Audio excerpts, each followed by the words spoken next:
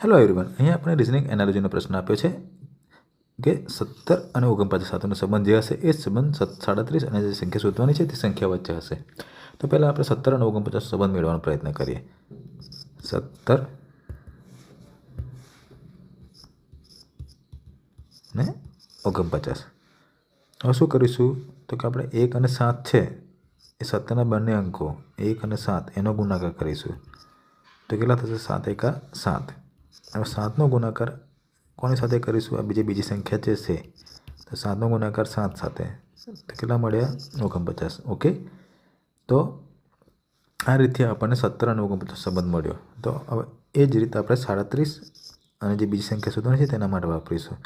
37ના બે અંકો 3 અને 7નો ગુણાકાર કરીશું. 3 અને 7નો ગુણાકાર કરતાં કેટલા જવાબ મળ્યા આપણને? 21.